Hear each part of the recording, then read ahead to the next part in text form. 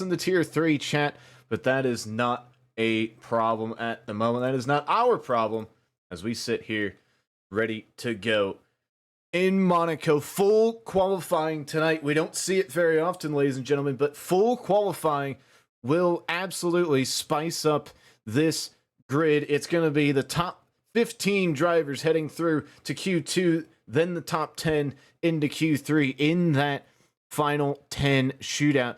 When you get to that final 10 shootout, it's plenty of space out on the track. It's Q1 where everybody has to make themselves known on the track. You gotta make room for yourself. If you don't, Monaco, no place to go, no place to hide. If you do not position yourself correctly, some might say that it is the most important qualifying session of the season, and it very likely is. No other track will you see so many drivers put the emphasis on qualifying as they do here in Monaco. Some to the race, it doesn't matter. To some, the race just doesn't matter as a whole, and that is what gives Monaco that little twist. You have to have one lap pace. Any little mistake will be capitalized on by the rest of the grid, and it looks like we are just about underway. We're trying to clamber two more into the lobby. I believe, yeah, Toasty went ahead and restarted his computer, so everybody go yell at Toasty to get a move on. And it looks like we are just about ready to go. I'm saving you the ear blasting disco music that is currently playing in my ears. You, luckily, don't have to hear that at the moment.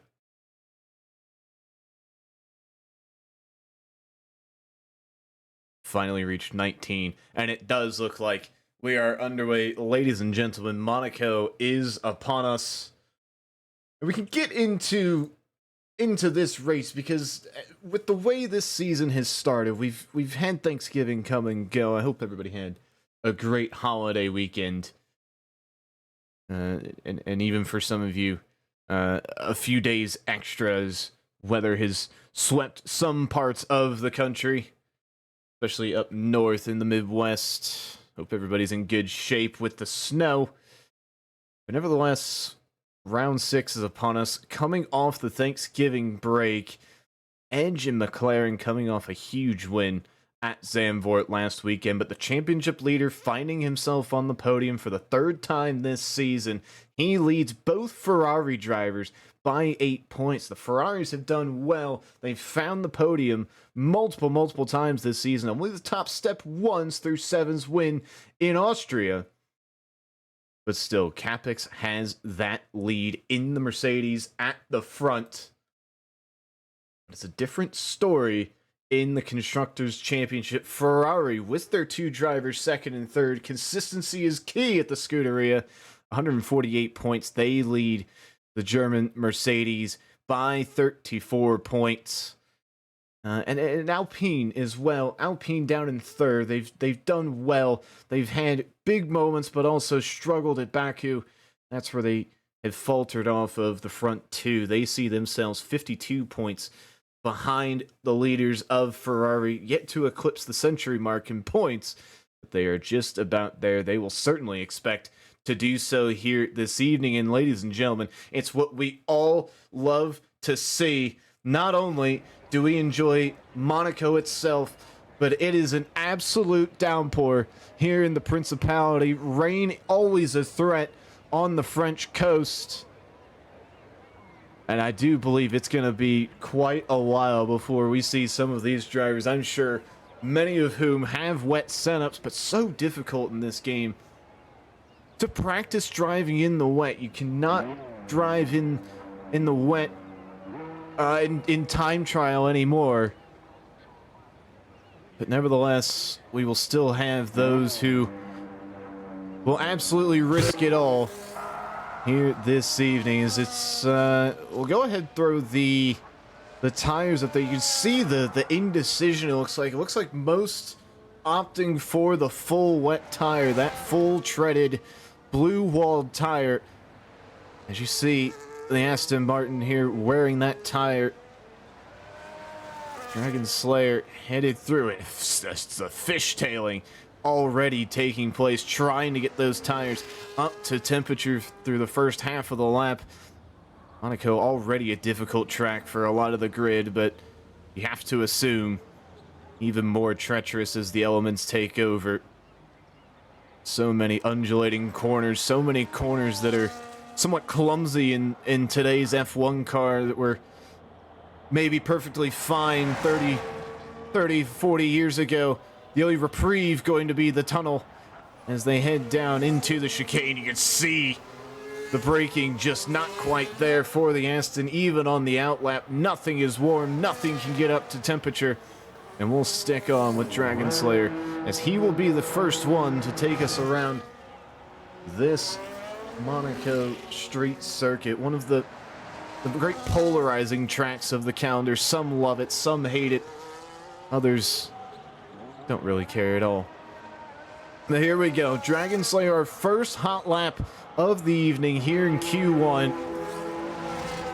As he heads through, and I always say a treacherous pit exit, but no heroics into Sandoval. Looks like he's held it together, but comes together with the wall. He might back out of this one rather quickly as he heads up the hill of Beau Rivage into Massenet. Through Casino, I believe he's fishtailed. He is still pushing, is the Aston Martin, but he is really wrestling that Mercedes engine around the track as he heads in to the Grand Hotel into Poirier, and you can just see how little grip there is out there. And it's Toasty, very happy your computer finally updated. Thank you for joining us this evening. Is into the tunnel, the only reprieve that the drivers might get tonight from the elements as they head down into the Nouvelle chicane. Keeps it clean, keeps it valid. That's what's most important through that section of the track. And we're going to be interested to see. Looks like Rob in the Sauber has opted to go out on the intermediates, as has Zonad in that Mercedes. We'll touch on him a little bit later as we go along with qualifying. Edge, who is saw the top step of the podium last week in Zandvoort, also out on the intermediate tire. So some interesting decisions here early on in this session, but Dragon Slayer, the first lap of the evening, is going to put down a 130.0. It looks like his teammate is about to be next to cross the line.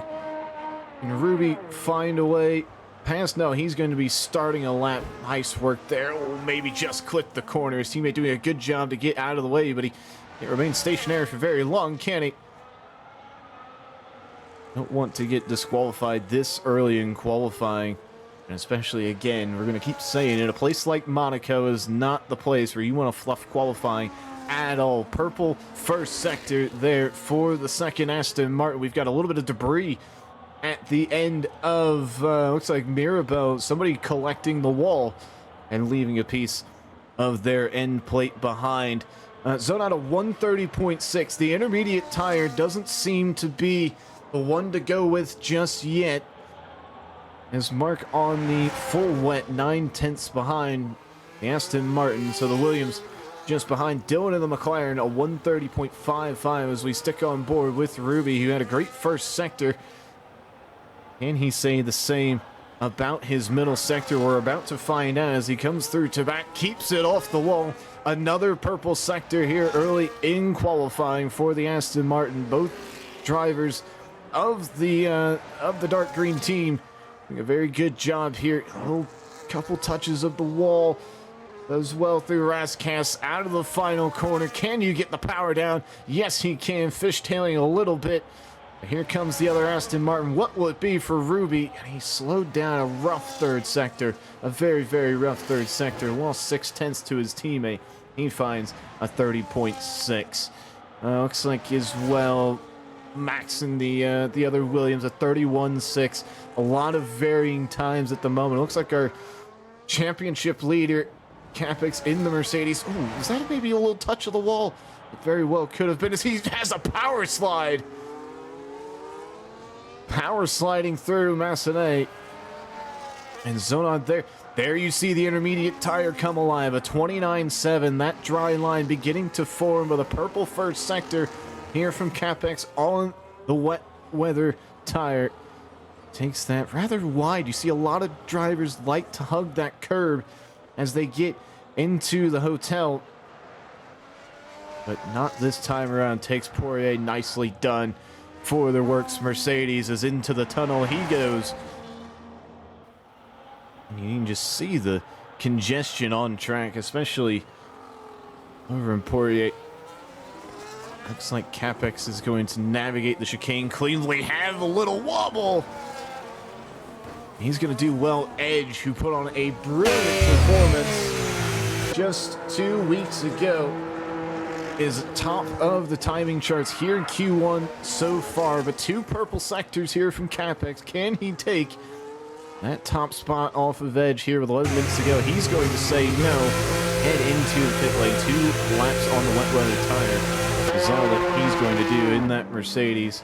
Let's see if we can catch anyone else on a lap. We can go ahead.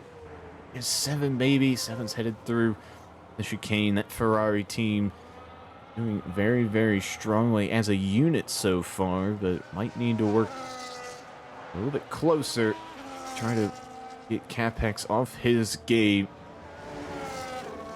NASCAR Freak as well. Alpine have gotten off to a good start to the season, but they'd like to see their results go a little bit higher.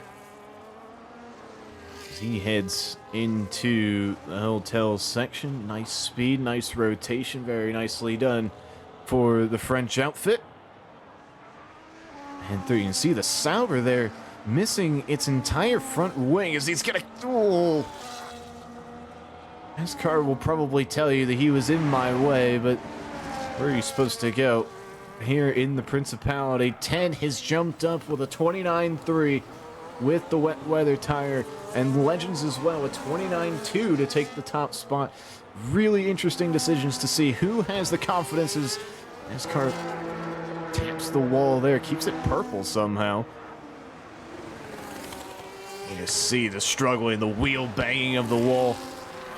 You wonder if that front wing might be slightly compromised on that Alpine. Will he pull it in? No, he's going to go ahead, complete this flying lap. Remember, you only need to be in the top 15 in this session. What will he be able to do in that Alpine? 6th is what it will be for the Alpine here early on. 7 now, certainly on his lap. We can go ahead, take a look at him. Traffic in front could cause an issue. And very nice. Keep that Ferrari in a straight line. A nice exit there. A little bit of fishtailing taking place. And it looks like we've lost Aero Knight from this session. He's retired at the first corner. He will certainly not be heading into the top 15. Louis there, a 29.0. The Red Bull coming alive here with about halfway through this qualifying session. Oh, an invalidation there from 7. It was looking a good lap. He's going to need to recharge that battery. Maybe if he's using it at all. I wonder if the deployment from the drivers tonight are going to be used at all. But I think 7 going to have yet another shot at it. Just getting a time on the board might just be good enough for the Ferraris. Same with Brian as well. Yet to set a lap. He might also be on a lap. It looks like he is as he comes through the final 2 sections, collides with the wall. He hit the inside of Raskassin. Really threw off his lap, just trying to get a time on the board as he is almost racing the Alpine down the main straight. 15th is best. A good 5 seconds off of the pace. Does very nicely to stay out of the way of the Alpine. We can go ahead and maybe take a look at Miggy here, if the game will let me. There we go. Thank you. Helix featuring in the pit lane. We'll go ahead and take a look at Ruby. New intermediates for the Aston, the early pole setter, now down to 13th, and it's intermediates now for a good majority of the grid. You wonder, though, if we're going to have the rain the entire session, the entire qualifying, if maybe some of those who enjoy their time on the wet weather tire, may just keep the intermediates in reserve, but they may need to go ahead and put in another lap as Mark on the intermediates in that Williams, a 28.6. That dry line just beginning to form to wake up the intermediate tires. As Ruby coming around the final corners, Trap has had a bit of an incident, and it looks like he's going to be out of this session. Miggy might be passing by, and we can see what happened. The outside part of that track, the left front tire, dismantled from the Haas, and it's a rough start for Trap, who didn't have a good go of it in the Netherlands, and finds himself once more swimming into the wall here in Monaco. 6 minutes left to go. And right now, the shock, two drivers, we would have to say, that are still in that bottom five. Brian, I don't think we would expect him to be down there.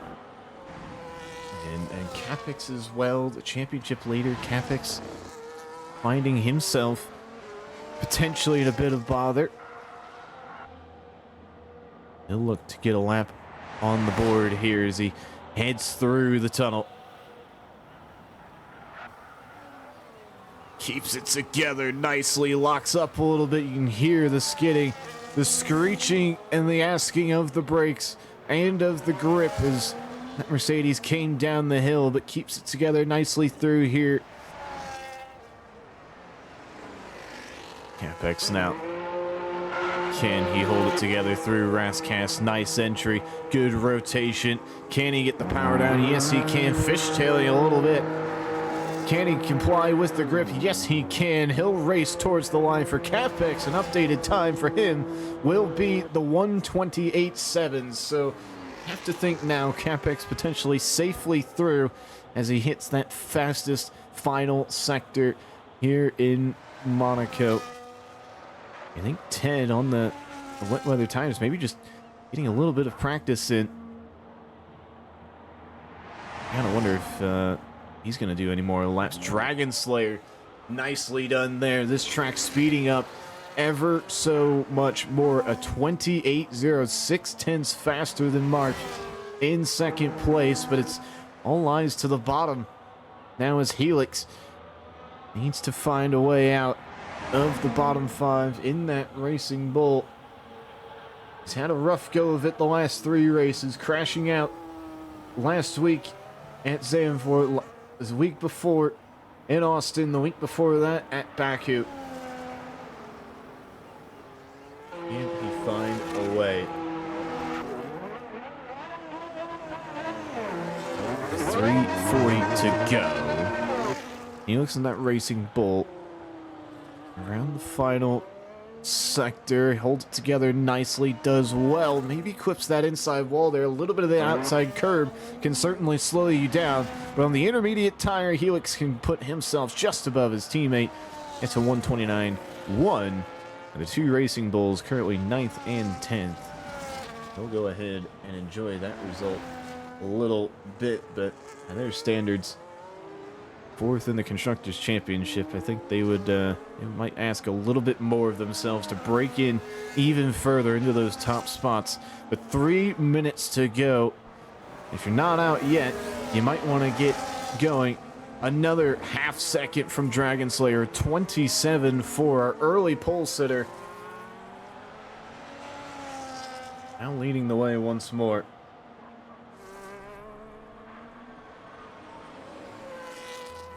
Miggy as well needs to find a way out of the bottom five. The man who sits 4th in the Drivers' Championship, will he be the shock of this Q1 session? Only time will tell. He might have time to finish this lap and get one more in. We'll wait for that caution to go away. 2:20 to go now here in Q1.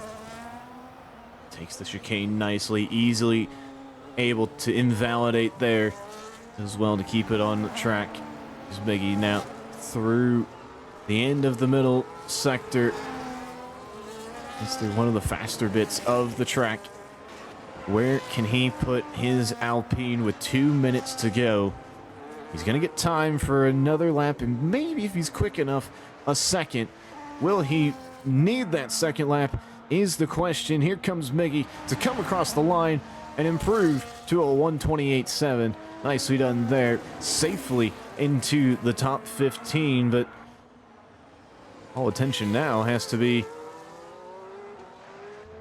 headed to Edge, who's going to be on used intermediate tires by the look of things.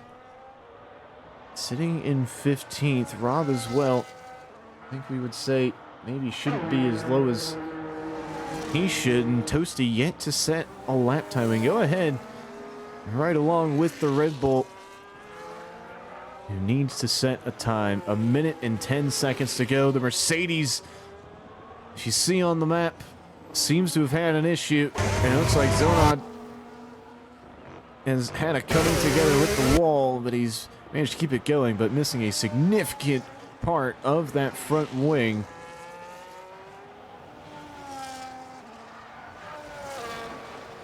Go ahead and take a look. Dylan now a 27.2 in the McLaren. Nicely done from him. And Louis, yep, the times are flying in thick and fast now. Where can Brian stick his Ferrari? We've had 4 retirements, so it just takes 1 at this point in the session. Can Brian improve on that rather lackluster 34.4 that he posted earlier in the session? Only a few more corners to determine this one. 10 seconds to go. Looks like the Sauber is going to be the final to cross the line. Will the Aston Martin make it back? It doesn't appear that he will. It'll be close if he does.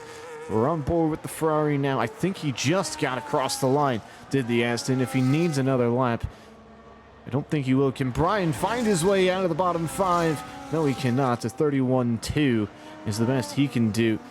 But Rob now also needs to do the same. A 30.2 was the best that he could perform early on, and he's still equipped with the wet weather tires. He finds the wall in the hotel chicane, and that might just spell the end of his qualifying session here this evening. That 30.2 not appearing as though it's going to be improved on. The wet weather tire is going to be the question. Colliding with the wall yet again. I think he might know that this session is over. He most certainly does.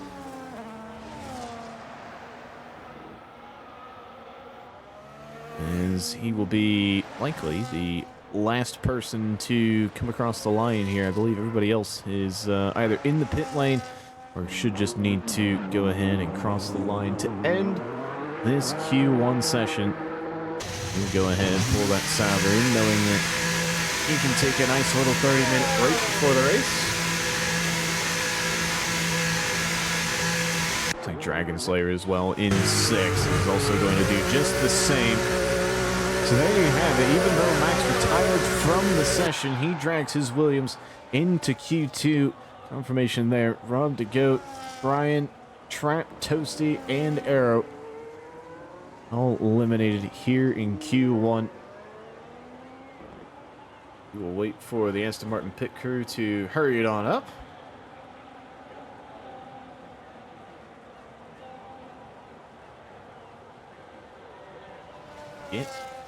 Second stage of qualifying underway.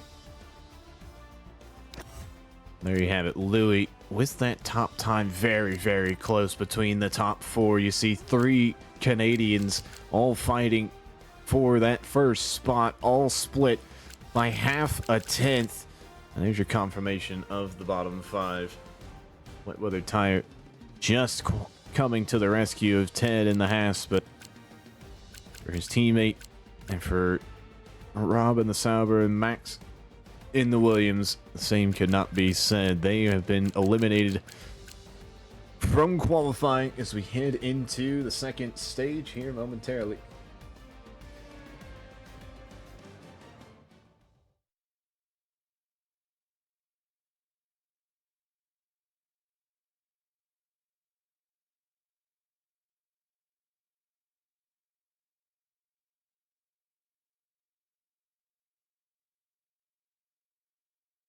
We have to ask ourselves, will the weather clear up? That could be the big thing. The answer to that quickly is no. The top 14 now. I guess with Max retiring, it's not going to let him through. He'll start in 15th. Teammate Mark Williams to find his way through. So there you go. Confirmation that Mark has been eliminated from qualifying and will not be able to take part.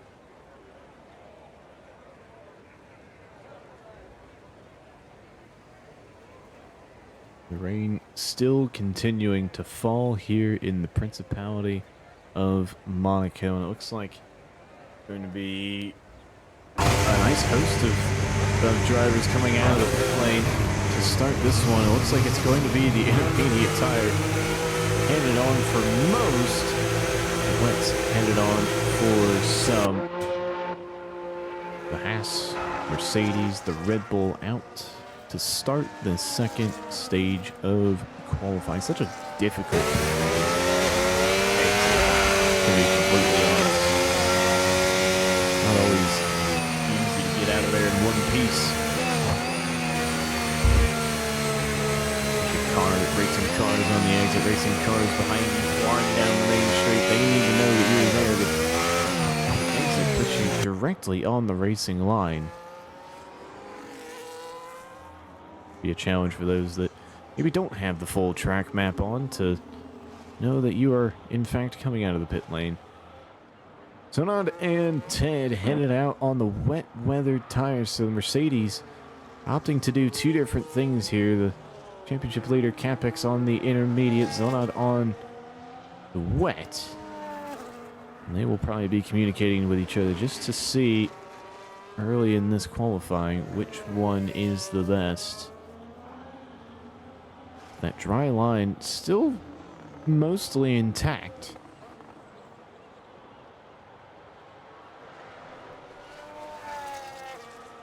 Nice little fishtail to the inside. One for the cameras from Zonon. Appreciate that.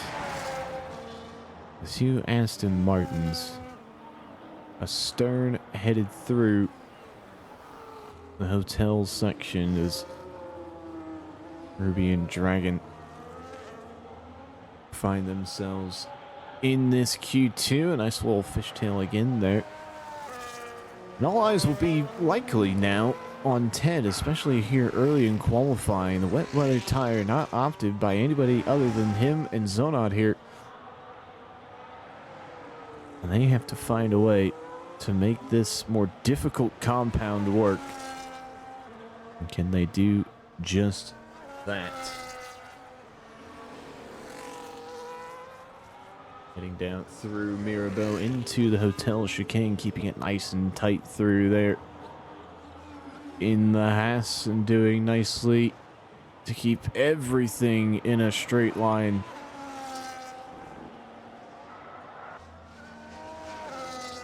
Through the tunnel now for the Haas. Ted, the man of interest with the wet weather tire.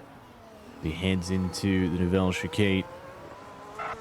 Powering his way out. He's got the grip. You can see that just how stable that Haas is, even on the supposed slippier compound.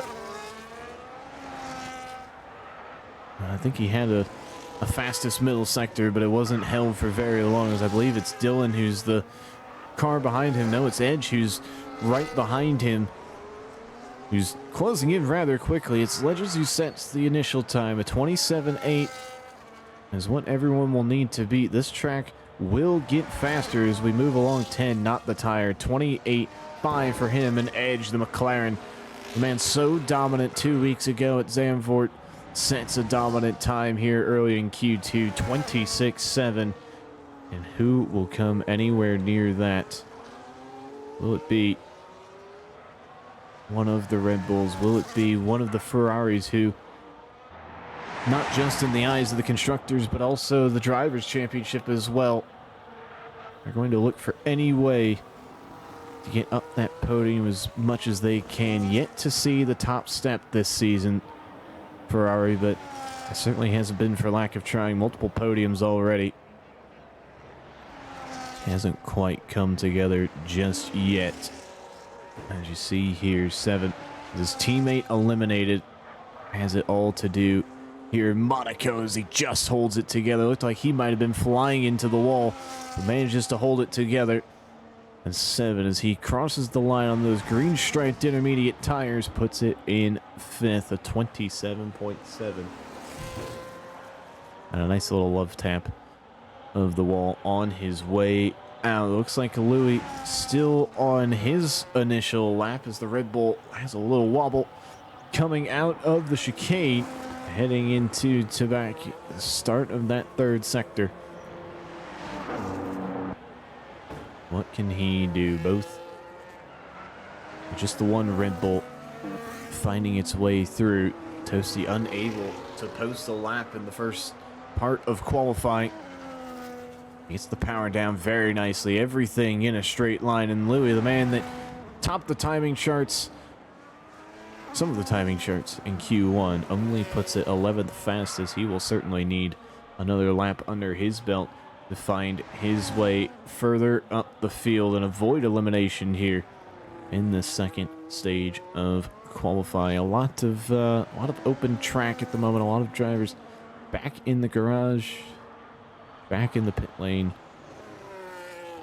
And maybe make some front wing adjustment. Looks like one of the Alpines is headed through. He had previously invalidated his lap, did Miggy, and he's going go for another spin.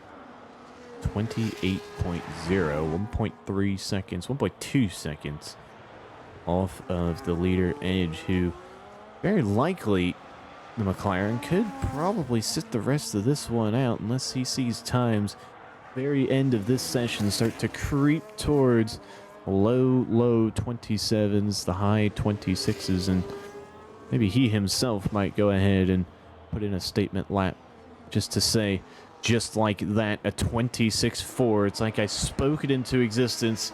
McLaren, a 26.4, 0.6 faster than Mark in second. Has set a phenomenal standard here in the middle section of qualifying. As Miggy now previously invalidating his lap, but he's had great form to start this season as we are now officially at the halfway point. Third place last week, 58 points. He sees himself 4th in the Drivers' Championship, but currently 9th in Q2. Can he make any inroads to that and improve on that 128.0? He'll come across the line and do just that. He'll find almost 9/10 and get himself a 27.1, only to be edged by Dragon Slayer, who finds his way into the 26s, only the second driver this evening to do so. The Aston Martin has been quick all night and continues to do just that with under 7 minutes to go here in qualifying. You imagine, well, guys, if they want to get a few laps in, now's the time to go out. It looks like McLaren of Dylan, who sees his teammate topping the timing charts, is about to start his lap.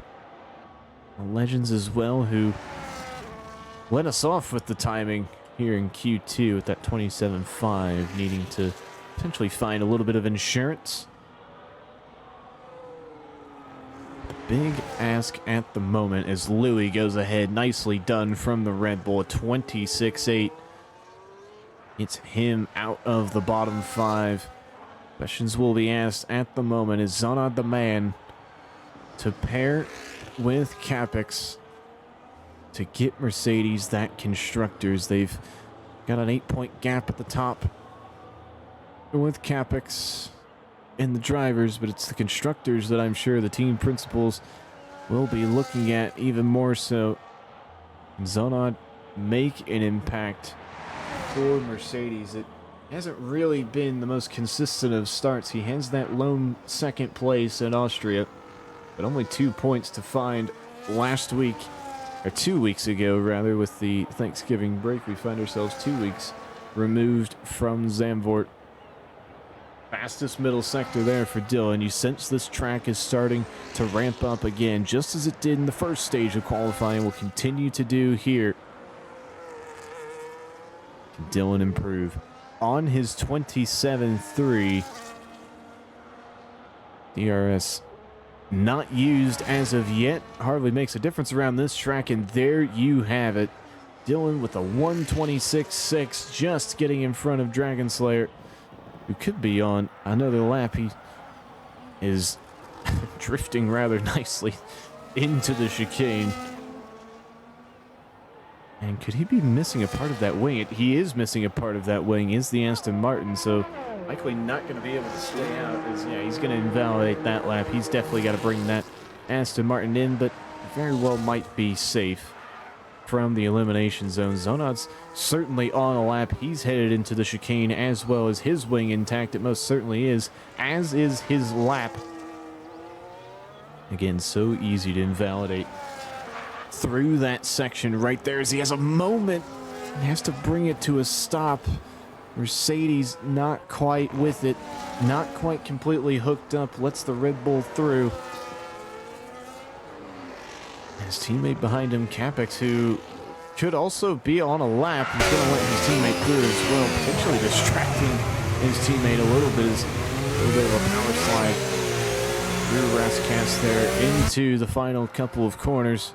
And Capex, inching closer to that drop zone, will put himself back into safety, 5th place for the championship leader.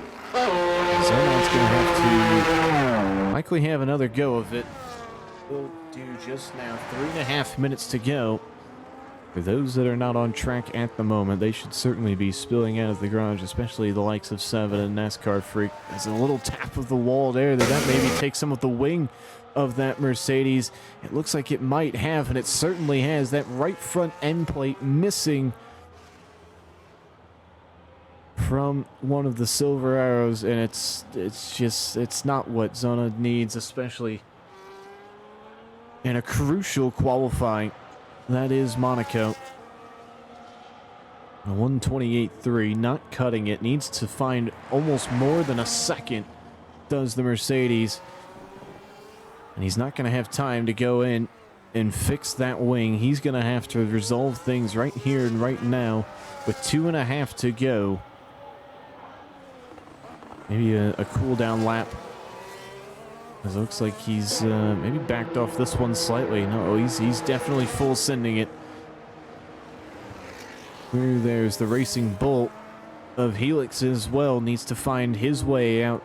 Remember, the Racing Bulls were 9th and 10th at one point in the first stage of qualifying. Capex tops the charts at 26.2, tops edge.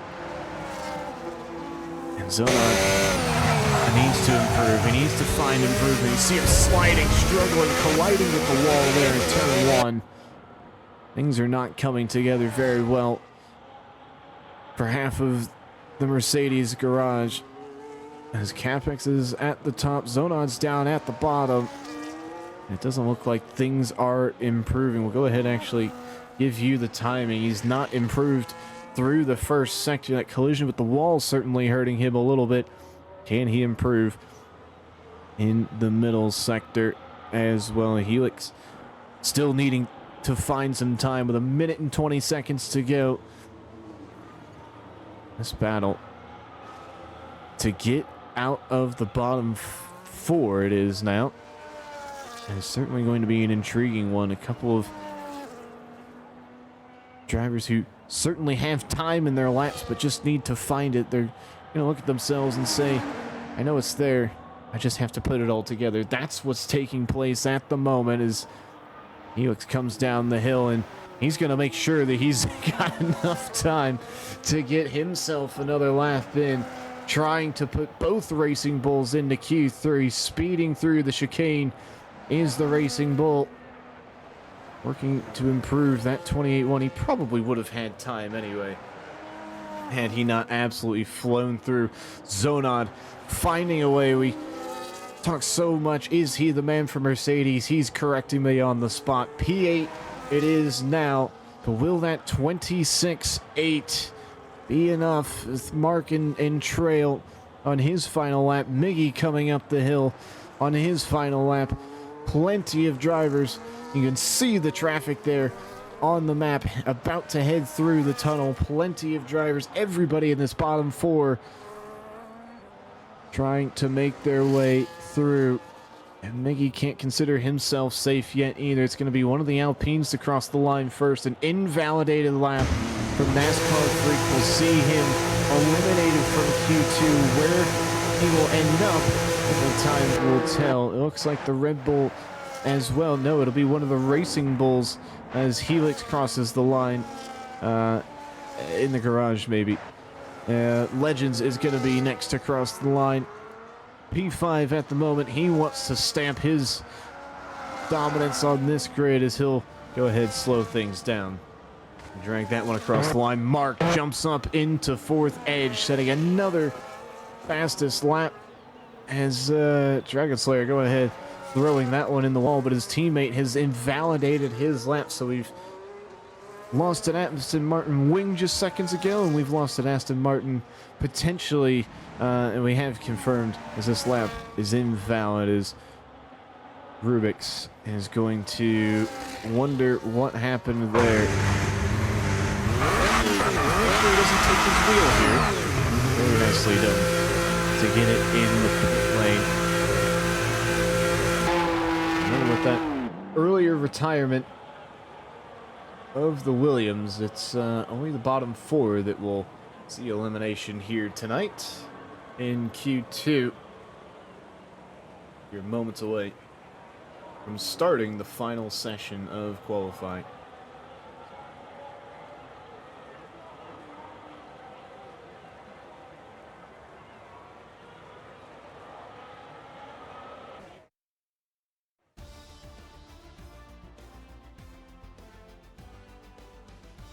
There you have it. Edge on almost 6/10, taking first in Q2, but it's the four drivers eliminated that we're more focused on in this section before the top 10 shootout. As you see there, Rubix just eliminated by less than a tenth of a second, and Miggy in the Alpine finding his way through, but his teammate not as fortunate. NASCAR Freak with the 27-7.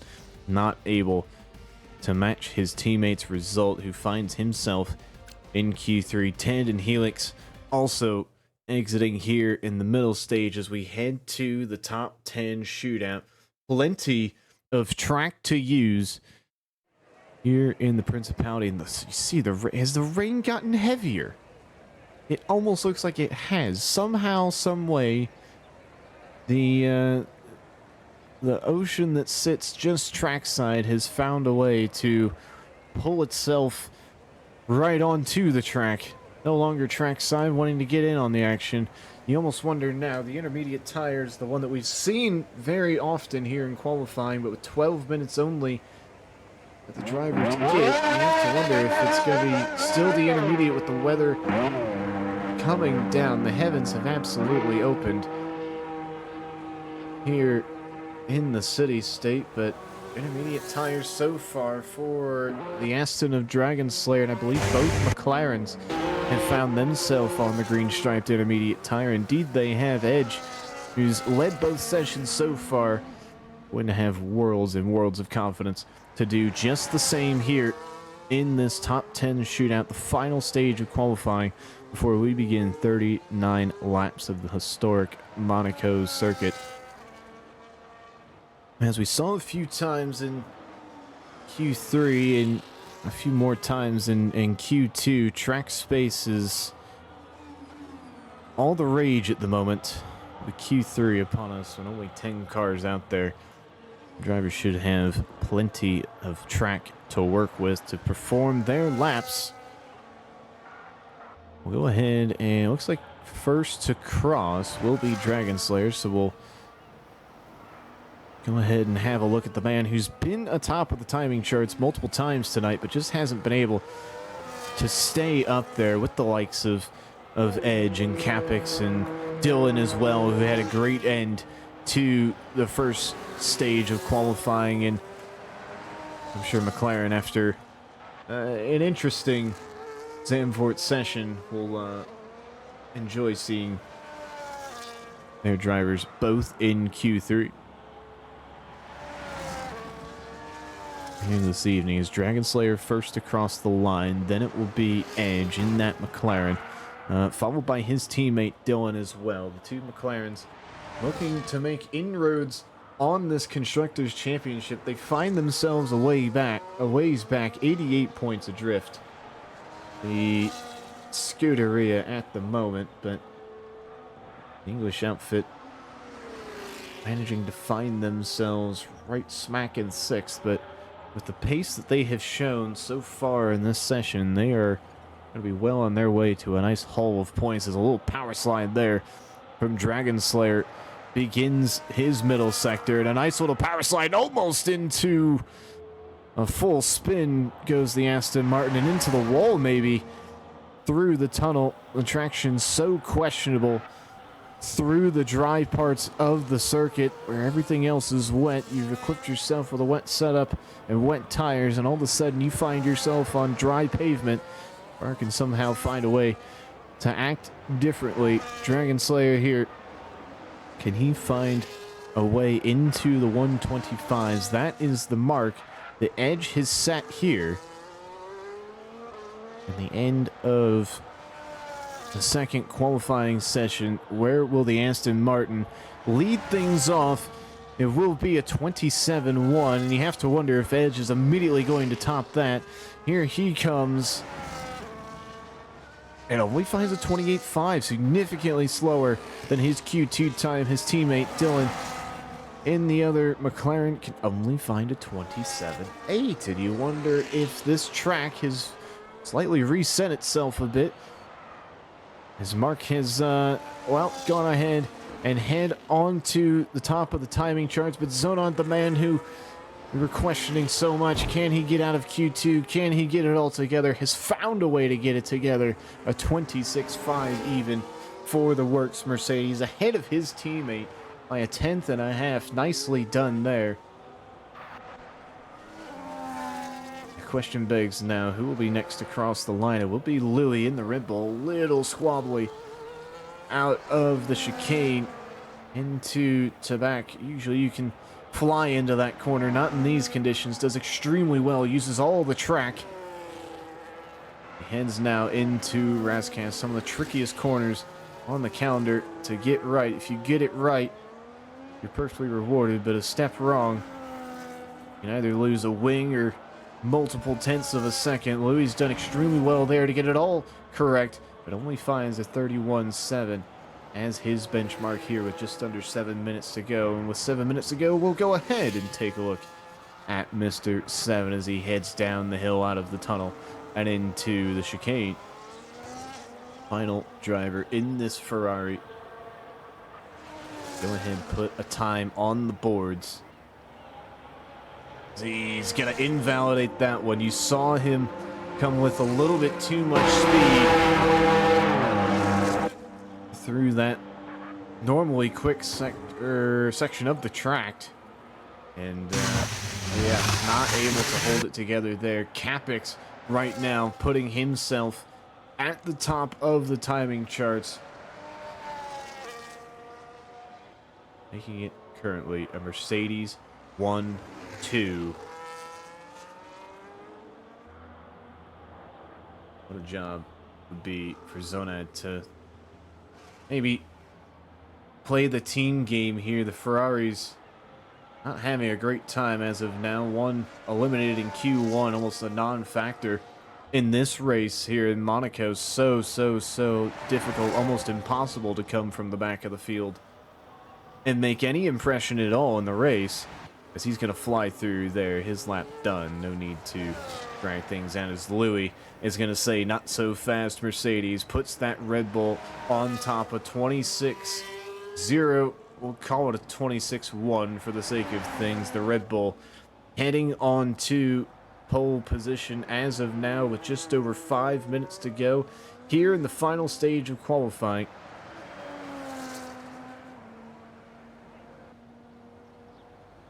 Only 3 cars out on track.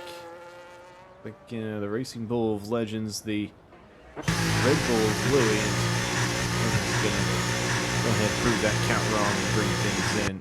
Looks like Dylan has headed back out on track as well. You have to wonder if a lot of these guys are going to sit in there trying to get the track to develop as much as possible before coming back out onto the circuit once more. Dylan bucking that trend here late in qualifying. 4.5 minutes to go. McLaren's at one point were 1-2 in one of the stages. They find themselves 8th and 9th. They would love to have the ability to reclaim those top 2 spots to have a front row lockout for the Papaya. Currently that is not the case. This top 5 sit in the pit lane and watch this lap. Dylan a little hesitant through that chicane, maybe just trying to keep the lap intact. I say that this is out lap, so he can do whatever he would like. Miggy as well seems to be the only driver on a flying lap, but it doesn't look like a competitive flying lap from him. Potentially headed into the pit lane. A quick tire change, a nice little splash of fuel. He will be off and running once more. Dylan now finally does start his lap.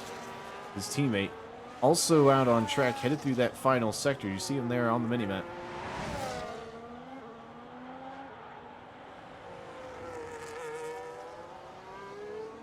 An edge now, the man who's led both sessions so far, coming out of that final corner, about to begin what is likely to be his final 2 laps. He will certainly have time to get one in. Definitely, most likely, a second lap in as he just now hits the first corner. But we're on board with his teammate Dylan, who's about to find himself in the tunnel and about to find himself potentially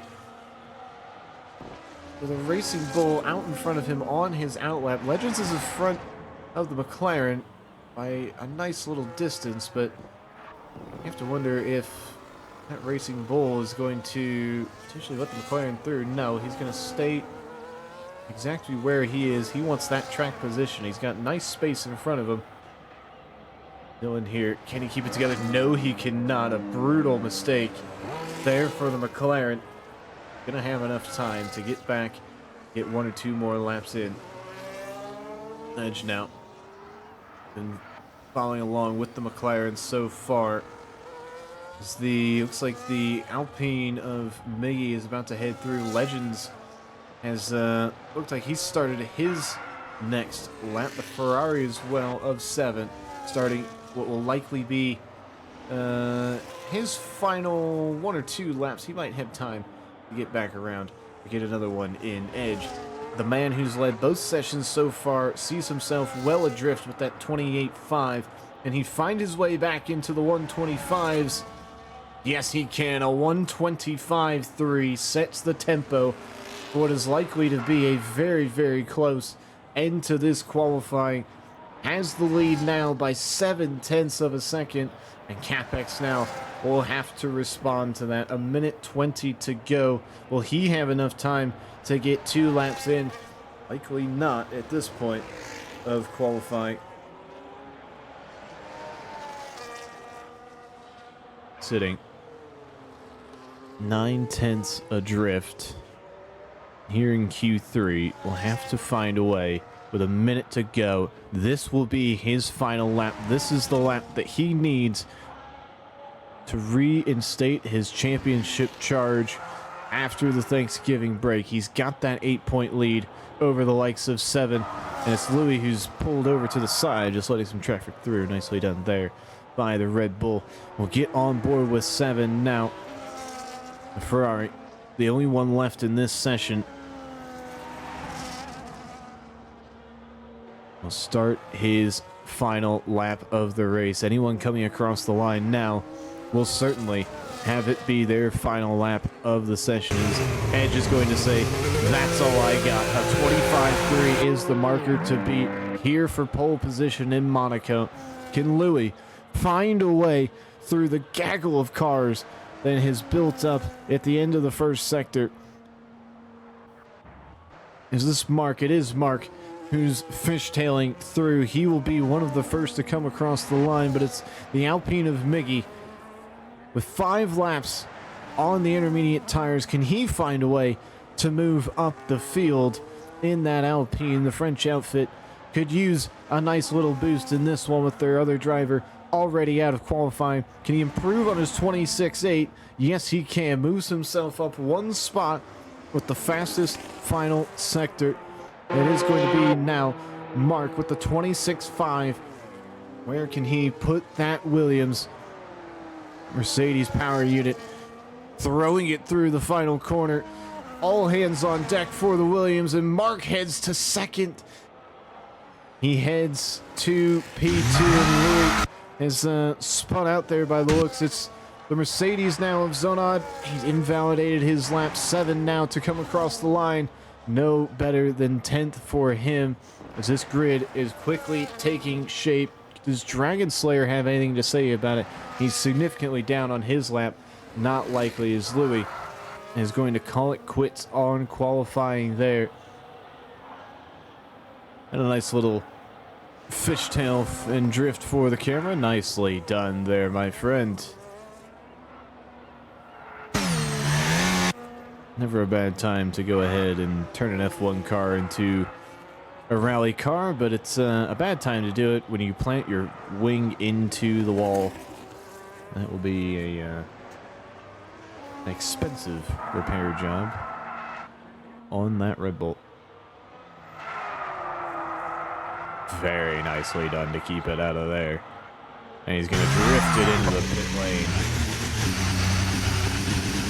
Maybe not the fastest on the grid, but certainly one for the cameras is the Red Bull drivers. Red Bull as a company typically are.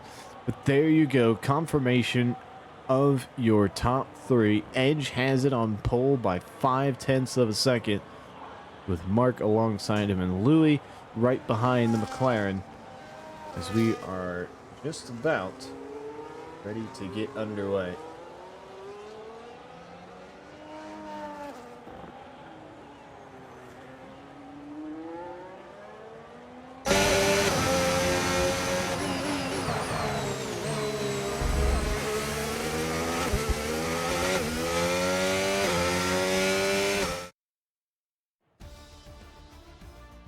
There we go, once more. 3 Canadians in the top 4 as Mark, the lone Chinese man, finds himself in second. You see Edge got it by 0.5 second. Call it 0.4 if you like. Either way, Edge leading the way through all 3 qualifying sessions and will lead the way here in the Principality. Capex, the championship leader, finding himself down in 5th with the other McLaren of Dylan in 6th. That second Mercedes, the one that we've talked so much about, Zonad, in 8th. Crucial points for Mercedes are on the table here this evening. Be phenomenal if both of them could keep it out of the wall, finish in the points, potentially get that much closer to the constructor leading Ferrari.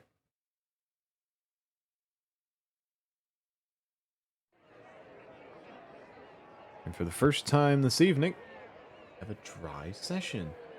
Who would have ever thought? It doesn't look like clouds are going to threaten us at all. The sun is out. The sky is blue. The clouds are completely gone.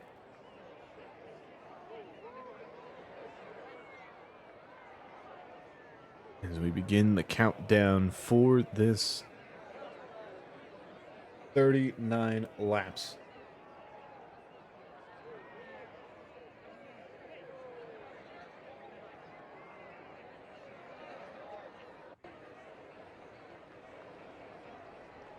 Here come the lights with the McLaren on pole, and we are up and underway. Edge gets a great start as there's contact a little bit down the field. Does Louis have the inside line? Yes, he does. The Red Bull up into second, but only momentarily as the Williams files behind as Capex finds his way up into 4th position. They find their way single file up the hill.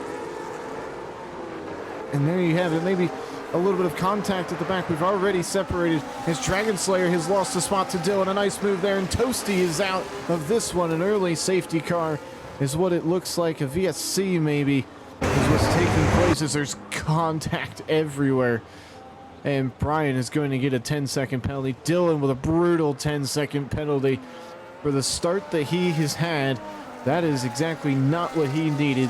Confirmation of the places gained there just on the first few corners under this VSC. Edge already out to a hefty gap, but it's Helix the big winner. But no longer the big winner. 10-second penalty for the Racing Bull. As Ted losing 3 spots as well. We can go ahead and see the tires that everyone has selected here in this one. Remember, mandatory 2 stops here in Monaco. And you have to wonder if there's any damage or contact at the back here, as the Sauber and Ferrari maybe had a coming together. And you see that Sauber missing half the wing. He's definitely going to have to come in and fix that. That could be... it's going to be an early stop, and oh, we have significant amounts of drive-through penalties, plenty of retirements as well.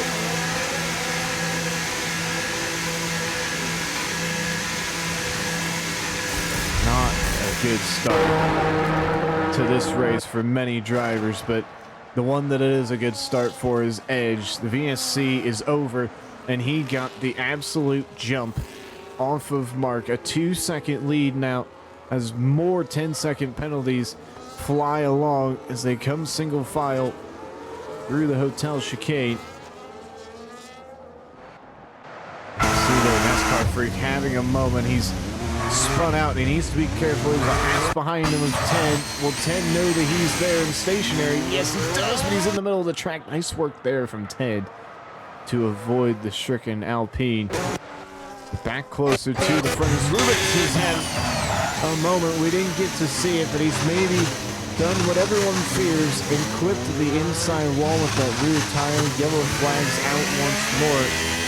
And the VSC back in effect as the gaps begin to spread out. You see, we've already lost 4 from this race. Legends, who had a great qualifying session to get himself up towards the front of the field, and Capex will actually use this opportunity to pick. A great decision there from the Mercedes. Is he going to be able to stay in front of the Sauber? Time will only tell. He'll be racing them on the exit. He's not.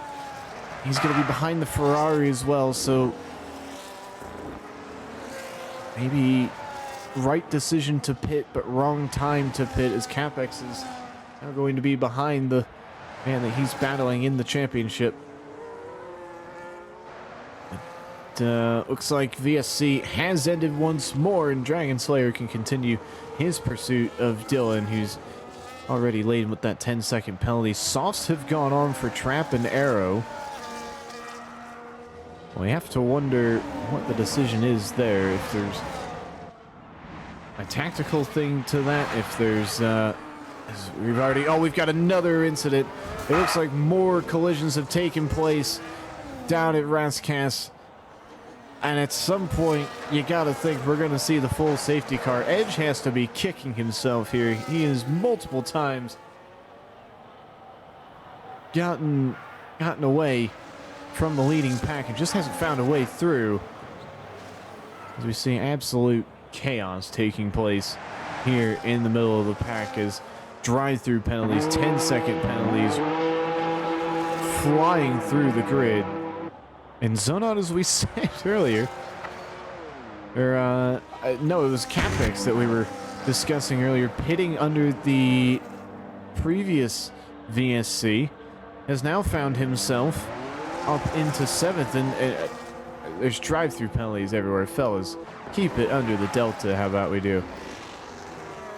We're back racing once more. NASCAR Freak is left. We've lost 5 drivers already in the first 4 laps of this contest, as the battle for 5th continues to rage on after the VSC. Dylan elected to pit at the end of the VSC. A very unlucky turn of events there for the McLaren, who had a great qualifying session, but for the race, it hasn't really been his way so far, as Ted headed into the pit lane. A 10-second time penalty for speeding as well. We've seen multiple of those at this point, and Rob seems to be missing his entire front wing. Capex is chomping at the bit to get past him, but it is Monaco, ladies and gentlemen. There is no way through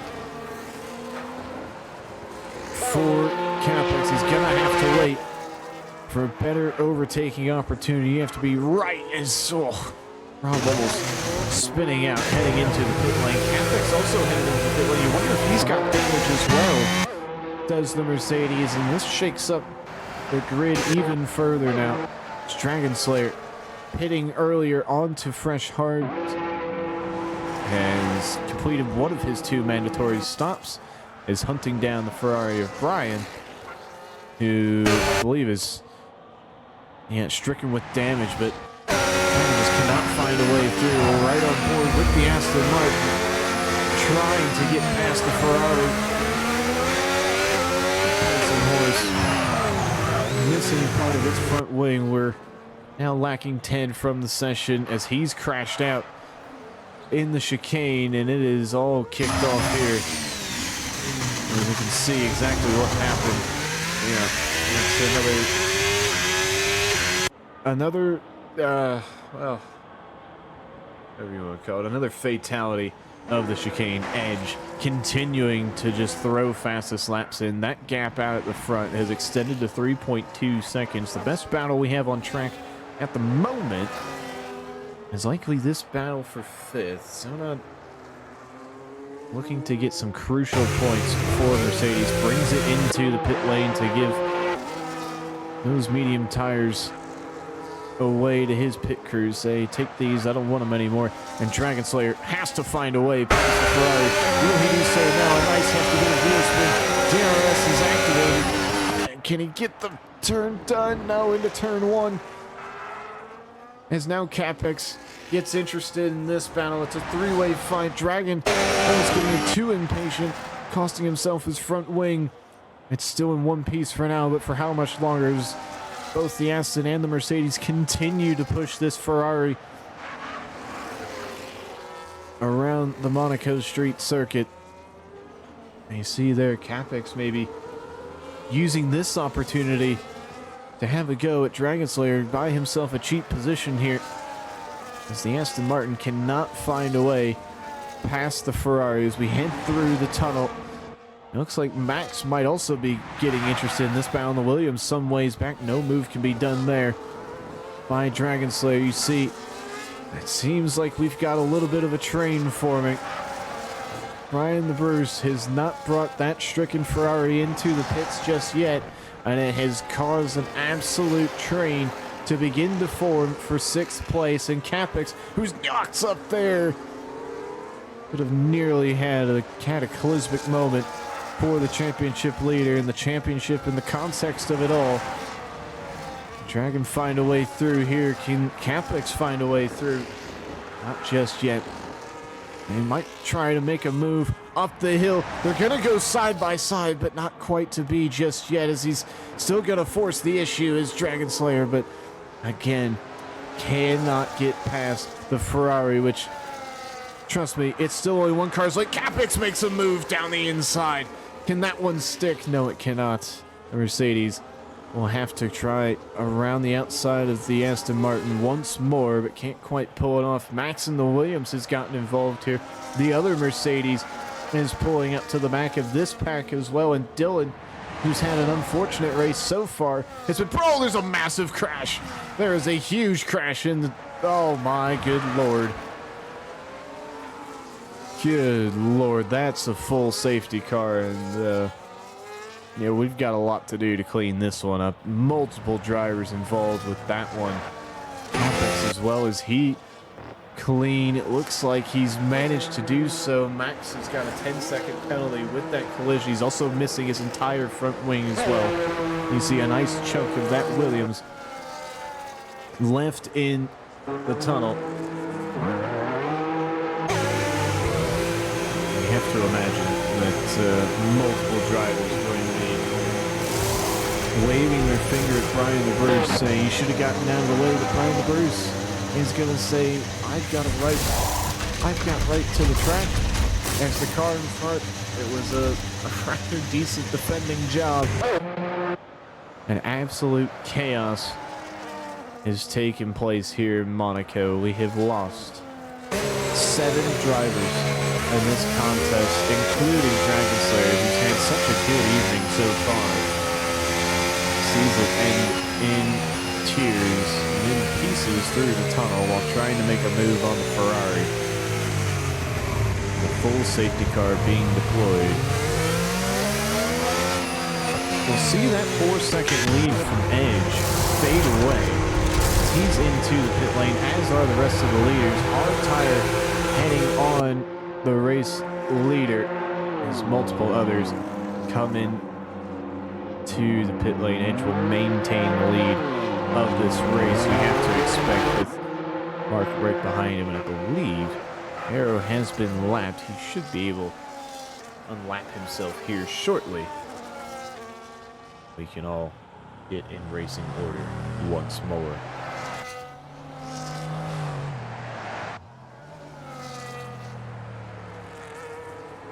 Go ahead and take a look at the penalties so far. You see they have come thick, they have come fast here.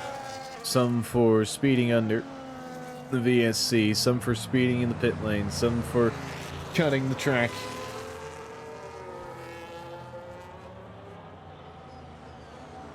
Others for collisions. It has not been a night to be racing wheel to wheel. It has not been a clean night, so to speak. It certainly hasn't been one for the teams. Yeah, the Bills are going to come back nice and heavy for this one, that's for sure. I have to imagine the biggest winner out of that one, we mentioned him briefly before the collision in the tunnel, is Dylan. He found himself high in the standings after qualifying. He found himself low in the field after multiple other collisions, had a penalty as well, a 10-second penalty. He's collected 6 more seconds ever since. But he's done well. He was trailing that rear pack right as the collision happened and managed to get through unscathed. He finds himself back up to 5th. This would be phenomenal points for McLaren should they be able to get it back together. As get the chat up next to me, there is many accusations of crashes, of penalties, of everything taking place in Tier 3 paddock chat. There's some unhappy bodies in there.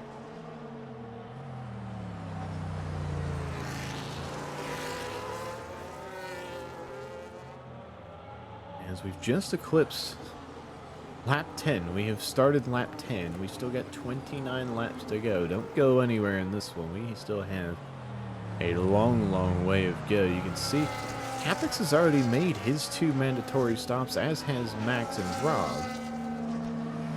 You have to wonder, can Capex take the medium tire to the end of this race? Likely no. It'll be one of the drives of all time if Capex can find a way to get 31 laps. Do the math there. 31 laps out of the medium tire. The hard runners, however, Edge, I believe, still has to pit again. Go ahead and check that now. Yeah, everybody down to Capex does still have to pit once more, which could become an interesting storyline as this race progresses. Mandatory second stop. Could it become a thorn in the side of some of the leaders? Only time will tell. You can see there the winners and losers from this one. It has been a tough night, especially if you're an Aston Martin, especially if you're an Alpine driver. Double DNF for both teams. Toasty having a rough night. Struggled in qualifying, didn't make it out of 20th. DNF first lap of the race. It was a rough time to be on the other half of the Red Bull pit wall. Racing Bull of Legends as well. Started off so well. Found his way all the way into the top 5, but sees himself out of this race, watching the rest from the sidelines. As hopefully we should be getting underway shortly. The field has made up ground with everybody. We do have Aeronite, who's still kind of in the way, and Champion as well is definitely not in position either. So laps traffic could give the edge here in this one, as Mark still needs to clear that Sauber. Edge is going to go ahead and let that safety car pull into the pit lane. He cannot continue to accelerate until that safety car is in. The safety car is in. Edge is gone, and Mark has to clear the Sauber as soon as he possibly can if he's going to have any chance at catching the McLaren, who's already a second and a half ahead. That was always going to be a tall order.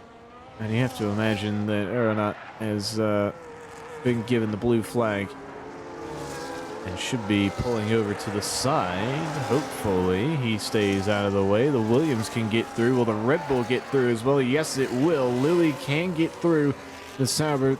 And actually Aeronaut doing a great job getting out of the way of the entire pack. He's actually just pulled over on the side of the track. You see him at the top of the hill there. But Louis now with a great opportunity on that medium tire, which is hardly to use under the safety car. Find a way past this Williams and into the chicane, and now on the exit. You can see the Williams just has great traction out of there. And now as well as they head through to back, able to keep it off the wall. Nicely done there. Oh, Max has had a moment. Max has certainly had a moment. He's spun. He's facing the wall. As he managed to keep it moving, he has not. That is another victim of Monaco and another VSC. And what has been so far a crash, penalty, and safety car filled Monaco Grand Prix so far. And we've got another full safety car. So do you have to wonder if those in front know that Capex has pitted twice? Go ahead and remind you again of who has pitted twice. Actually, Rob's in a decent spot as well in that Sauber. The Kick F1 team, he's already stopped twice. He does not have to stop again in this contest if he doesn't want to. But 5-lap old medium tires, again, will be extremely difficult to do.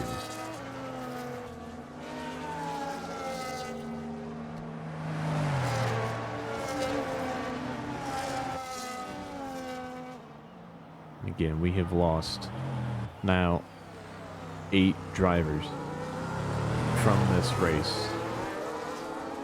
A field of 20 now reduced down to 12. Aeronite unlaps himself from the stricken Williams. And you would expect the Haas to do the same as well as he comes through the tunnel as we reform the field, and you wonder again if the Sauber is going to be able to unlap himself. At the moment, it does not appear as though he's going to be able to do so. And who's going to lose out on that is Capex. Now, he did a great job the first time getting out of the way, and you would assume for the leader of the championship so far that he would pay the same respect to the silver arrow behind him, but only time will tell in that regard. It's like a Haas and a Ferrari of 7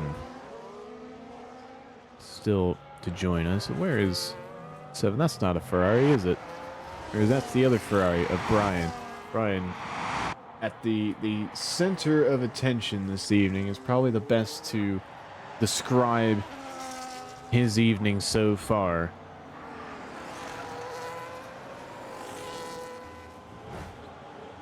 As if we had a little moment there.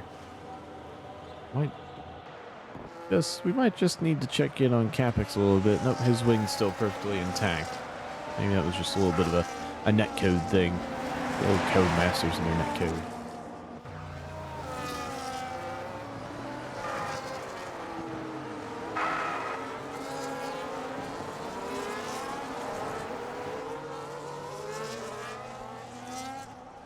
Here we go once more. We can finally get back racing, hopefully cleaner than before.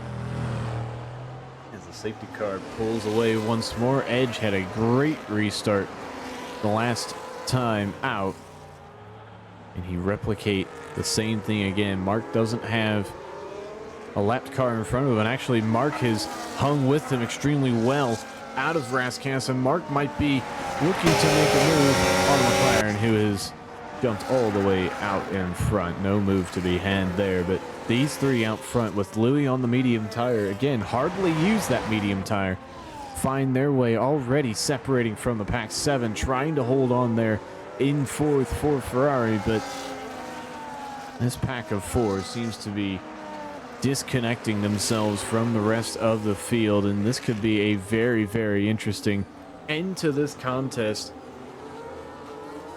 should it stay this way. And you have to wonder if Edge is going to try to manage these tires a little bit just to drag these out as long as humanly possible. But again, all 4 of these in the top 4 have to pit once more as Mark nearly into the back of the McLaren. Is that going to cost him another position to the Red Bull? It will. A huge mistake there from the Williams costs him a position and gives Louis now a free run at the McLaren, leading this contest. A little bit unlucky there for Mark, maybe a little bit of a lockup, maybe too late braking, and actually did pretty well just to take evasive action, not to take out the race leader. Select him in the process. A good bit of driving there. DRS now enabled, as you see at the top of your screen. What's it good for around Monaco? I could not tell you. But Mark now, after that mistake, under pressure a little bit from the Ferrari. You have to ask yourself, did that mistake just take him out of his flow a little bit? Monaco's such a track where you get the flow of it in, and as soon as you're taken out, it's hard to get back into it. As Robin Helix have a nice little go into the hotel section. The Sauber around the outside gets the move done. Nicely done there from Rob, who doesn't have to pit again. Remember, though, I've said it a couple times, Rob does not have to pit again, and with so many laps under the safety car, he might not do so again, as Capex is going to make a move down the inside of the Racing Bull. Nicely done there. Kept it clean, kept it tidy. And the other Mercedes as well of Zonod, and he's going to have a little look as well, with a little wobble into Tabac is going to do away with that move. So Capex now making his way through the field onto the back of the Sauber. And so a nice move there. We didn't catch that at all. We saw that right at the end of the lap, as all of a sudden Helix just lost some grip. And Zonod said, "Thank you very much, I'll take that." And now both Mercedes up in 7th and 8th place. Again, another good performance from the Mercedes team in terms of points. They could use the points to get back level with the Ferraris, but in order to do that tonight, they're going to need to make significant inroads at the front. Mark seems to have regained form. He's pressuring now Louis at the front. Maybe he took a corner cut there. But back to it is those mediums. We're going to be questioning those for a little bit longer. As Mark nearly spins out, he does spin out. The Williams facing the wrong way. It was going so well until it wasn't for Mark, and he's going to lose all of these positions. Needs to be careful. This is bad. Yep, that's great awareness actually from Helix, and Brian and the Ferrari had nowhere to go, and I have no idea what is happening here.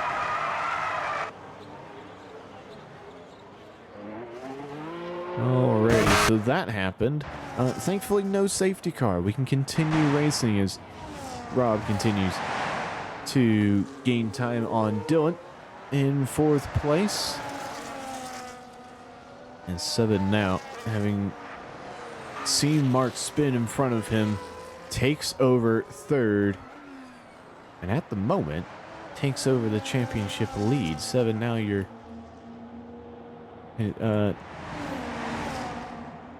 Drivers' Championship leader as things stand. And looking to potentially make a move on Louis, who's probably seen the best of those medium tires fade away. And the hard tire now coming to life here in the Principality. We're in lap 18 of 39. We've hit just about the halfway point as there's another yellow flag. It looks like, is that the Williams again of Mark? I believe it was. And he's pitted for hard tires. He's come out and smacked his wing against the wall. What has gone from good to great to bad. And he has had enough. He is going to go ahead, pull back on track, and call it an evening. And we just have to hope that his retired car doesn't cause any damage here to Helix as he makes his way through, all nice and sound. Capis in the pit lane, and a wing change for the Mercedes. That leads you to believe that there was contact with something. Capis isn't going to go on used medium tires. I believe that is used medium tires for the Mercedes, who makes what I believe is his 4th stop of the race. I knew he had made more than 2. Yet another stop for the Mercedes. The man coming into tonight leading the championship. Not be after this race is said and done. We've got a battle for 4th taking place between Dylan, Rob, and Zonard. A battle for 2nd taking place with 7 and Louis. Both drivers needing to pit once more. When will they elect to take that opportunity? Certainly not this time around.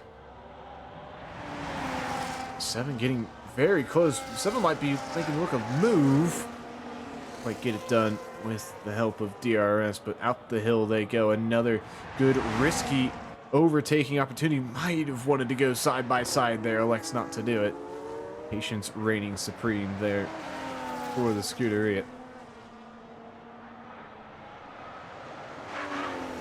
And now just drinking in the exhaust of that Red Bull in front of him, pushing him around the track. The mediums have certainly worn away. You see Edge has flown off into this race. We may never talk about him in this contest for the remainder of the night, because he is here, there, and gone. That McLaren is a commanding 7 seconds ahead, but now we head out of the tunnel. The Sauber of Rob with the medium tire still on against the 16-lap-old hard of Dylan, trying to make a contest of this thing. It's not in the background, just monitoring proceedings to see if any mistakes take place, making sure that he'll be there to go ahead and pick up where anyone else left off.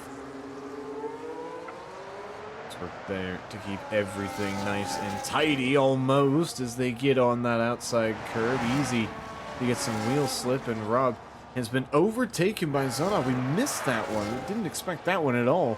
An interesting place to be overtaken, especially with both cars having the assistance of DRS. Zana doing a very, very good job so far in this race, and we, again, I'm going to keep going back to it. We questioned his ability to keep things steady after the middle qualifying session, but he found a way to get through. He found a way to make things happen, and that's paid dividends here, for not just for himself, but for Mercedes as well, as Capex goes ahead, puts in an 18 flat. It was the new fastest lap of the race. He's found some pace with those worn tires, but he's got a little bit of track to work with as well.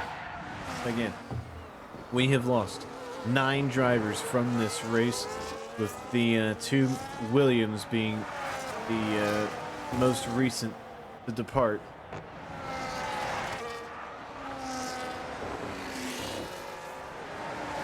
And here, still just trying to usher Dylan and that McLaren around, and Zona's going to take this opportunity to pit. He saw Dylan stay out. Rob will also head into the pit to shed those medium tires.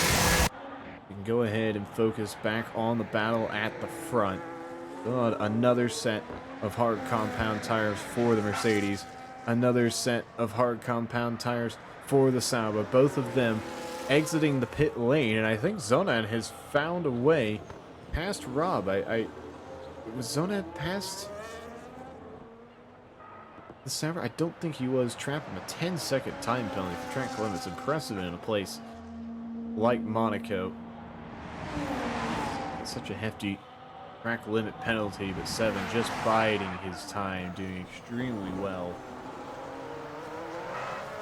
Stay behind the Red Bull of Louis, keeping him in touch, but not so close where he might run into the back of him. Ferrari has been a good night for 7. It hasn't been the greatest of nights for Ferrari so far, as Louis heading into the pit lane, and that will signal 7 heading up into second place. Dylan also into the pits. We wonder what Louis is going to put on tire-wise. Fresh set of hards for the remainder of this contest. It's going to be about 15 or so laps on the hard tire.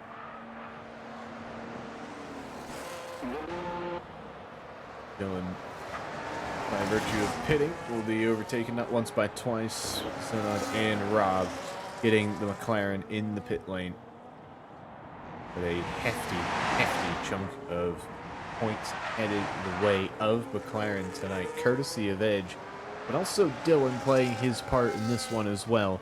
And if he can find a way past Rob, potentially past Zonad of the Mercedes, would go from a very good to a fantastic night for the Papaya.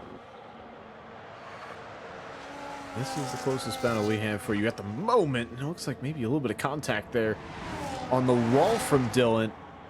Led to some sparks.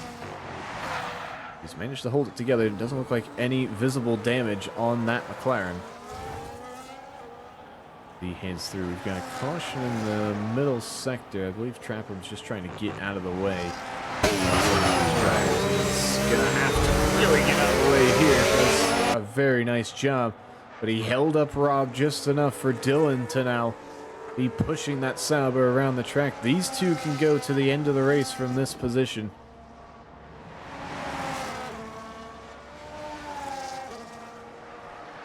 Going to make the move. No, he's not. Can he potentially deploy up the hill? He is deploying up the hill, but as is Rob, who's had a phenomenal race, and Trapham will make it so that we have everybody left getting points tonight. If you are still on the track, you are getting points in this race. Nicely done, gentlemen. And now, having been as close as 2/10, now finding himself just slightly further back, but that might not be the worst thing. Oh, and Zonan's had a moment. Zonan's absolutely had a moment. We're going to see it now as Dylan and Rob come together.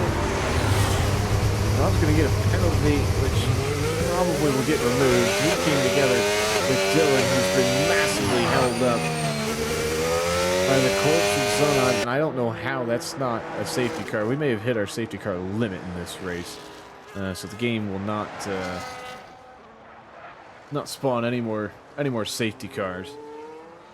But nevertheless, 9 drivers remaining here in this contest. Dylan will bring it into the pit lane. No new wing needed on that McLaren. He says, I don't need the left end plate. You can leave it out on the track. You can leave it in the pit lane. He will head back out on track in 6th position, well clear of Helix down in 7th.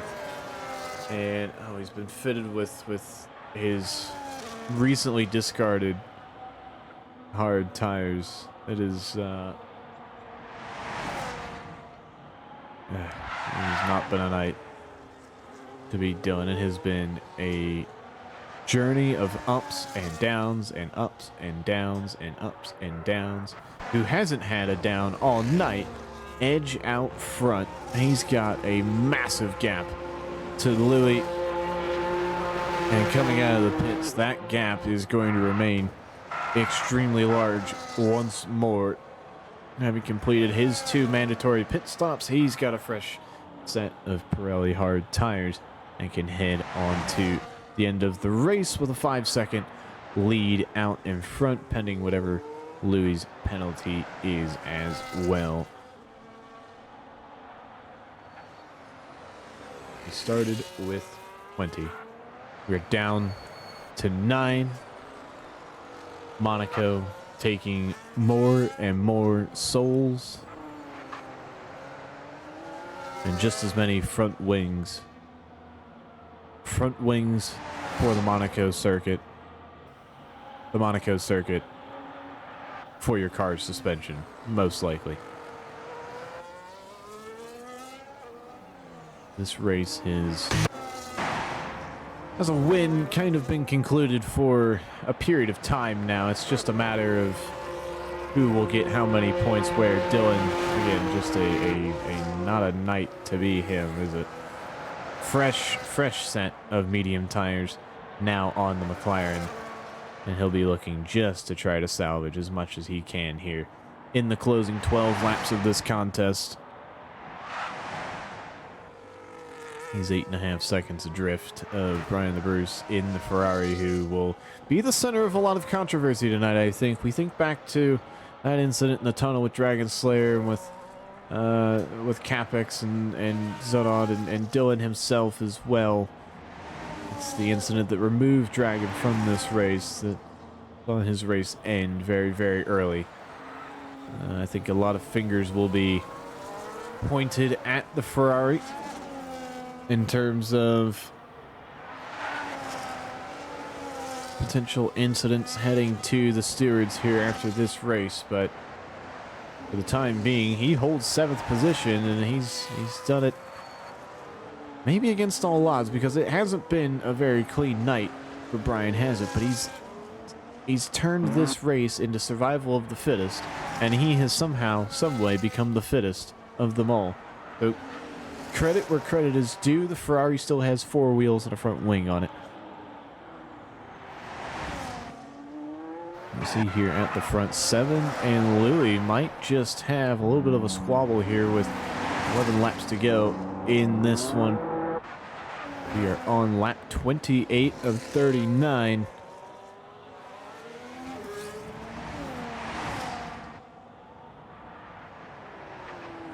The 7 have a look at some point at the Red Bull in front of them. A nice little power slide out of the casino as they head down to the hotel.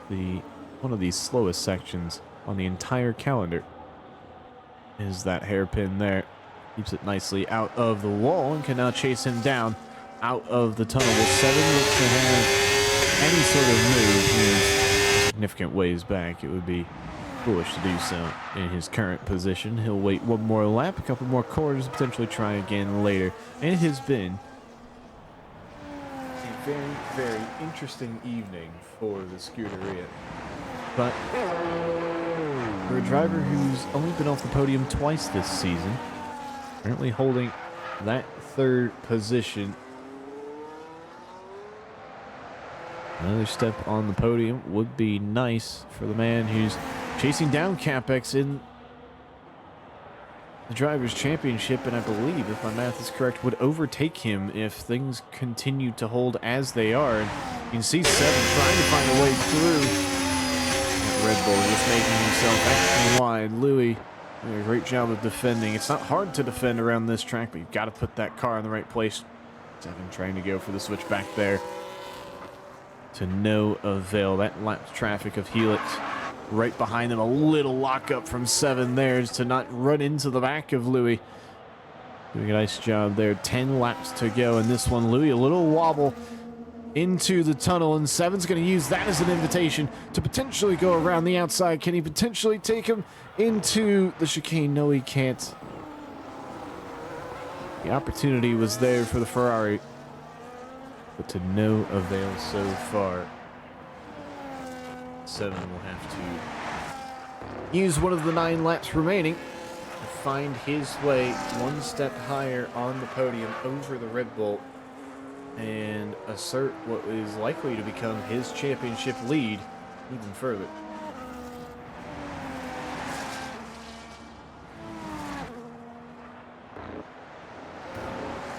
Head through turn 1 once more. This has been where 7 has looked his most threatening. As through this section right here, we've had a little bit of a moment, and Raskas looks like Aaron Knight has had a little bit of an incident. He's managed to keep things going, and credit to him as well. He's a lap or 2 down at this point, but sticking in it for the team. The Sauber team principal has to be happy with the fact that his driver can take a punch or 2 and stick it out there for the team and collect. Probably can't find it.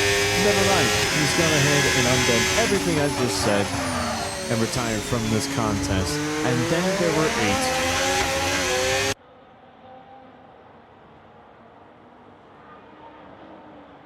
8. Evan now just seems to have the grip. His tire's 2 laps newer than the Red Bull. But boy, does he have the pace, and he's going to send it and get the move done. What a move from the Ferrari as Louis heads into the pit lane. I don't think he ever really came to grips with that hard tire. 7 with probably the move of the night to pull that off into Raskas. You don't see a move there very often. A move that's clean nonetheless. And Louis into the pit lane now.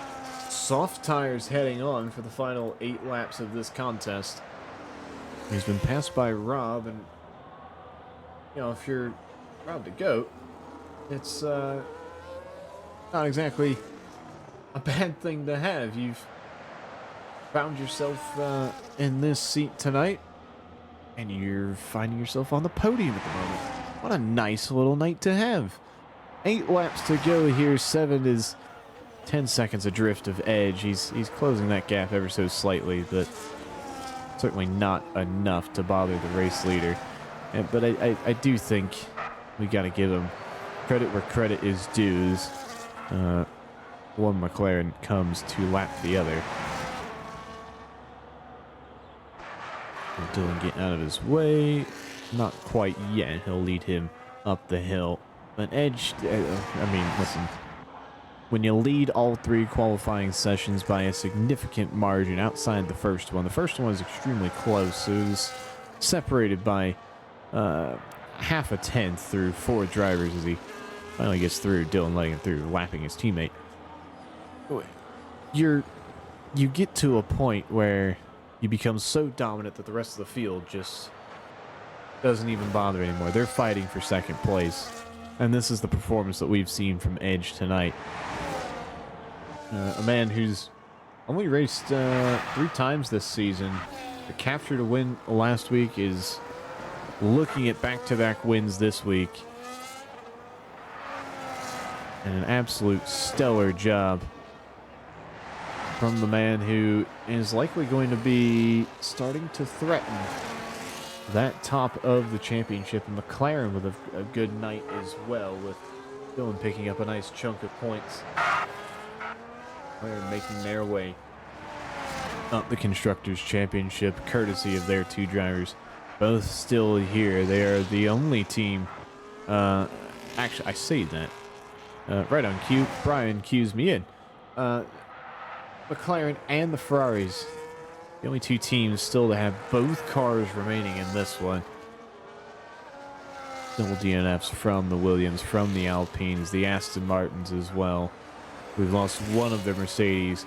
A crucial part of this contest, as Rob and Louis are going to have a little squabble, and Louis has gone ahead and reclaimed 3rd position, but that fight might not be done yet, but it most certainly is now, especially as Rob has taken a piece of his wing. So Louis, soft tires on, speed on, and we potentially see a fastest lap of the race from the Red Bull. Time will only tell here with 6 laps remaining.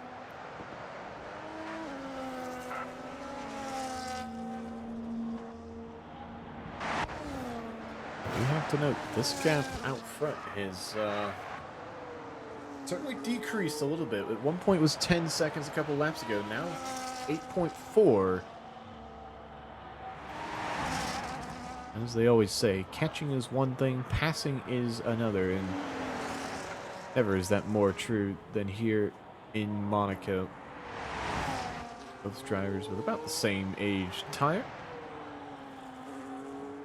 That head through the end of the final sector and down the hill he goes once more for the 34th time tonight. Round to go what could have been a podium, undone by a late pit stop from Louis to slap on the red-walled soft tires. Rough exit there. You see Capex has done the exact same thing that Louis might look to do at 12.6. New fastest lap of the race from Capex, who's going to bring home some good points for Mercedes, but what could have been a night that Mercedes fought right back to Ferrari in the Constructors' Championship, a night where Capex was in a great position to further his championship lead, has been undone by incidents, safety cars, and untimely pit stops. As again, 7 takes a little bit of time out of edge, but I don't think he's going to have enough laps remaining, enough distance in this race to continue to make such an impact. Dylan, you got a nice job staying out of the way under blue flags, as you're obligated to do. This makes things very, very interesting now. Headed next week to Bahrain, where we are not likely to see as many crashes and as many coming together. It is almost the complete opposite of this Monaco street circuit. And is a wide open, purpose-built facility there in the desert. Middle East, home to some of the fastest circuits on the calendar. We just saw Qatar on Sunday. Definitely one of the faster laps that you can do in an F1 car.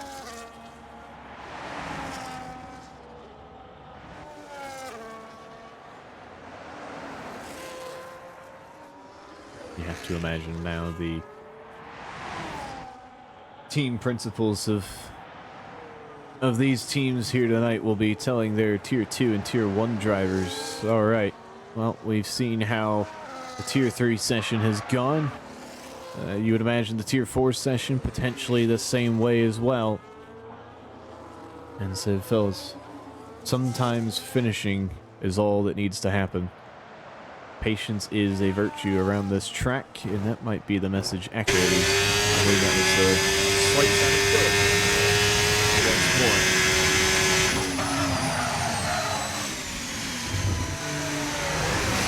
Now with just a couple of laps to go, Edge will continue to manage this gap. It has come down by about 30 seconds.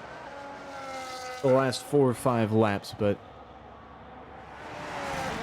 only 3 laps to go. It certainly will not be enough for 7 to make any impact on this race, barring a huge mistake from the race leader.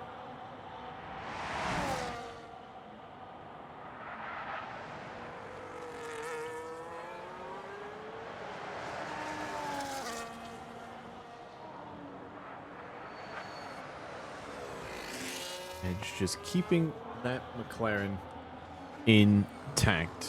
So he heads around the hairpin once more. You do now see the Ferrari start to come into viewing distance, but what was once a gap of 6.5 seconds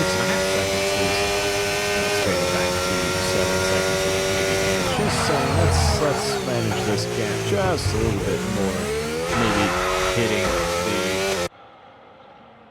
overtake a little bit. A reminder of the penalties for you as well. 10 seconds to Louis, 9 seconds for Rob. So as that stands, it will stay the same pending any penalty removals that take place. Still the 6 seconds of Brian, the 9 seconds again. Very, very possibly to get those removed. It's been such a chaotic night that to see the penalties potentially removed is certainly not something that would shock me in the slightest, and hopefully not you either. Again, Capix stopping 5 times, still finding himself in 5th. A very fortunate night, but nobody has had a better night at the office than Rob has. Up 12 positions from the first lap of this contest. He's done a great job as the Sauber. He's kept his nose out of the wall. He's kept his front wing out of collisions. Sometimes that's just all you really need to do.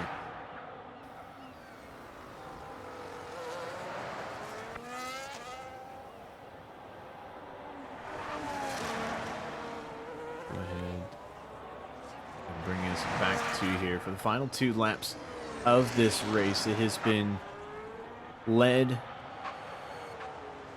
every lap by Edge, and at times it hasn't even looked close. As we go ahead and start the final lap of this race, Edge can go ahead and pretty much coast things home. There was a small threat of 7 at the end of the race, but the Ferrari not quite able to make the impact needed to chase down the rapid McLaren tonight. He has found a way to weave and drift his way to victory. He has commanded all 3 qualifying sessions, and here in this race has done everything just the same. Question maybe the pit strategy earlier in this race, concerned that he still had to stop again, but when your pace is as strong as the man in the McLaren, you need not worry once more as he heads through to back for the final time with an 8-second lead.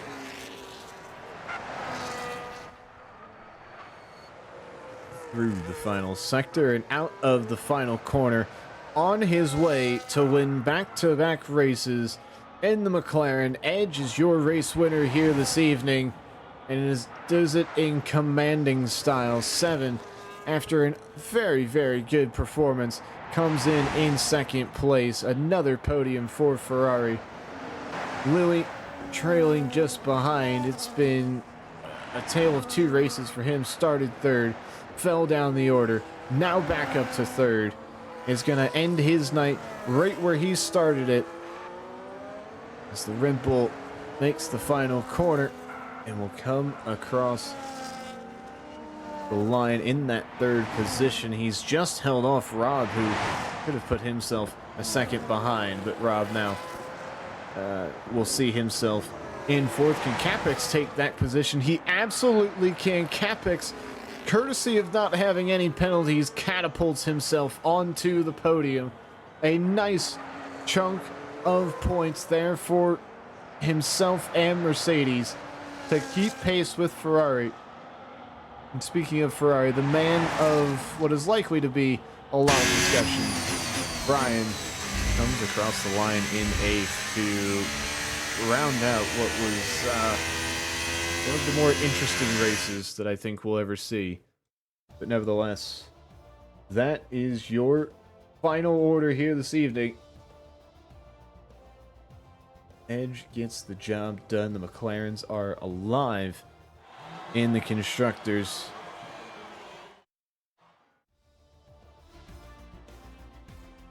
Confirmation here of your final order. It's Edge who gets it from 7. Capix, courtesy of having no penalties and stopping 5 times, sees himself in 3rd place, along with the fastest lap of the race. Only 8 finishers in this contest. We lost 12 drivers over the course of the evening. And it has been an evening indeed. There is a lot, I'm sure, to sort out in the steward's room. And we will let them go ahead and get to that. You see penalties everywhere raining in. You gotta wonder, some of these might be removed. Capex certainly holding that podium trophy for now, but could Louis see his 10-second time penalty removed? Could Rob see some of his 3-second time penalties removed? A lot to sort out at the end of this race. Nevertheless, next week, Bahrain, and we will see you there. Thank you very much for watching. Until next week.